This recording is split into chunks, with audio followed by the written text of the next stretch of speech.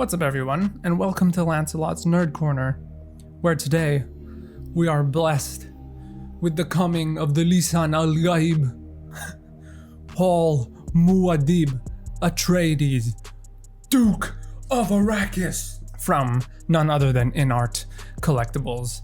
And oh boy, does this prototype look fantastic. So let's dive in. Oh, wait a minute. That's how it should have been. Should have been full screen. First of all, this is absolutely Timothée Chalamet. I mean, look at all that. Look at all that. The skin texturing, the little like moles on his face, the overall kind of asymmetry. Timothée Chalamet has a very sharp face, obviously, but it's also like his features are kind of asymmetrical, and you can absolutely see that, like with the nose and the jaw.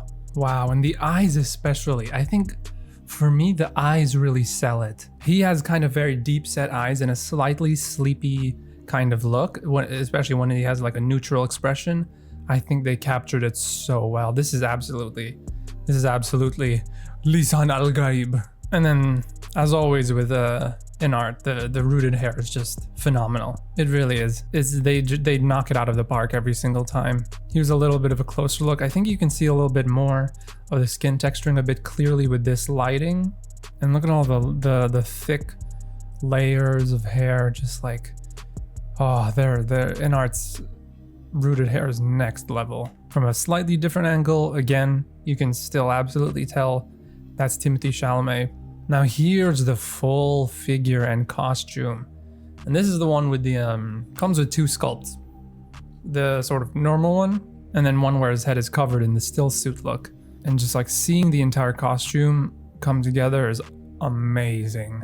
So these bits right on the torso, they look kind of rubbery. I'm a bit worried how well the figure is gonna move with all these layers. If all of these, bits and pieces and layers on top of one another are made of rubber, I don't think he'll be able to move his torso at all. I guess that's kind of fine for me, but the pose that I know that I want is in the second film, where he's standing in front of this huge army of Fremen and he says, "Long live the fighters," and he has his arm up and the Christ knife up. That's the pose that I want. So I'm mainly just concerned with how well the arms can raise up. Because if you look also here, and the legs, there's also a bit of what I am assuming is rubber on the top of the thighs. So I don't think you'll be able to raise the legs up very well. Damn, that's really badass. I'm guessing this is going to be made out of linen, this like cloak, this outer cloak thing. If so, that's gonna be pretty crazy. And in fact, all of these, so if this is rubber, these parts on the arms and the legs might be more like a rough cotton fabric, and then on top of all that there's this linen.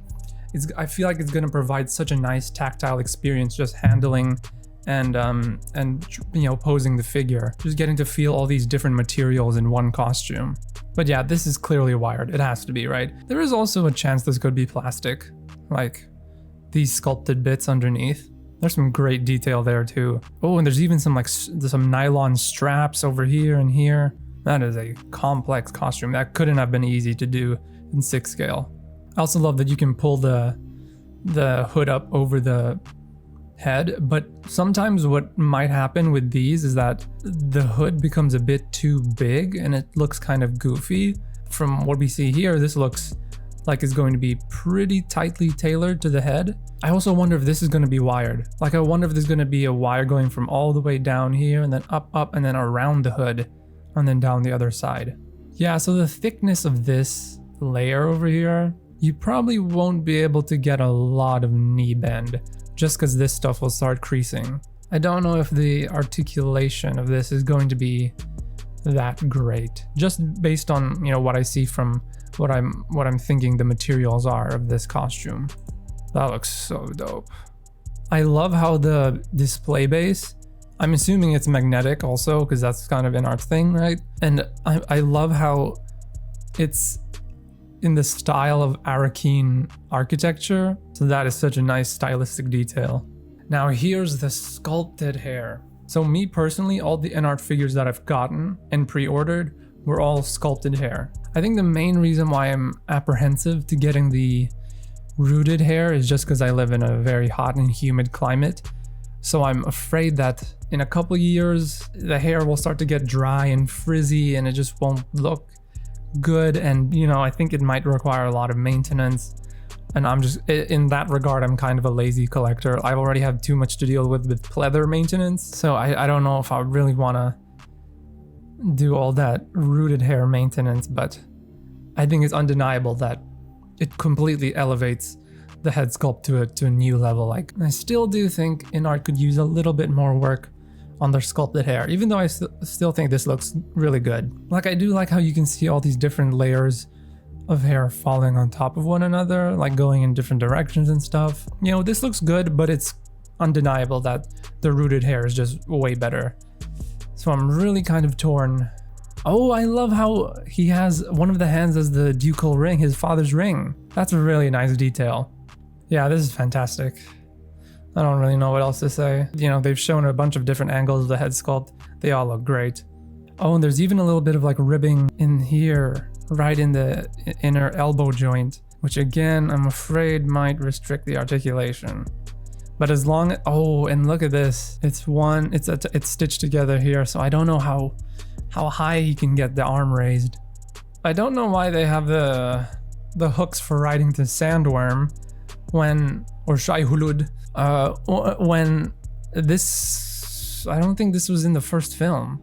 I definitely know for sure that Paul didn't use them in the first film. So this is a second film exclusive thing. So why, you know what I mean? Like, why did they add it? It's a cool addition. Probably get some cool poses, but kind of it does make you wish that like they, you know, included a head sculpt with blue eyes. It also maybe suggests they won't be doing a figure of Paul for the second film, which I guess makes sense because, I mean, the still suit is pretty much the same, right? His outfit is kind of the same. But again, the blue eyes is a really, really important change that signifies his, you know, acceptance of becoming the Lisan al-Gaib and becoming more Fremen. Maybe it's one thing that, like, if the community really wants to, InArt has shown in the past that they are willing to add accessories if the community really wants to, but I feel like it's a bit different adding a whole new head sculpt. But who knows? I think we need to make our voices heard, guys. This is awesome. I think he'll look really cool in like walking poses. The Muad'Dib. Oh, look at it. Look at the little desert mouse. This is a cool little accessory, but it's only exclusive to if you order on InArt's website or on Queen Studio's website. It's a site exclusive accessory. And so here we go. Here's all of it. This is the standard version with the sculpted hair, right? Looks great, looks great. Here's all the accessories. So there's the second head sculpt. There's an additional mask that you can have around his neck, the backpack, the display base, a bunch of hands. That's a lot of hands. The crysknife, the thumper, some binocular thing, the sandworm hooks. I'm not entirely sure what these are. Gonna have to rewatch the first film. Actually, I'm probably gonna rewatch it tonight because I'm rewatching the second film tomorrow. And then of course the official site exclusive. And then the deluxe version is pretty much the same except for the rooted hair head sculpt. These hands look really, really nice. I'm assuming that all of these hands are going to be covered in the same kind of material as the arms and the legs. And so this is going to be actual fabric covering the hands. It's not going to be like sculpted. I think that's what it looks like. And there's only one pair of ungloved hands, which does kind of make sense. I love that you can actually open up the backpack and then store some accessories in there. So yeah, that's it, ladies and gentlemen. Paul Muad'Dib Atreides, Duke of Arrakis by InArt. Please let me know what you guys think of this figure down in the comments down below. If you're gonna pre-order it, if not, why or why not? Would love to hear your thoughts on that. Feel free to like and subscribe if you enjoyed this video. You can follow me on Instagram at Lancelot's Nerd Corner. I hope you have a great day, and I'll see you in the next video. Bye.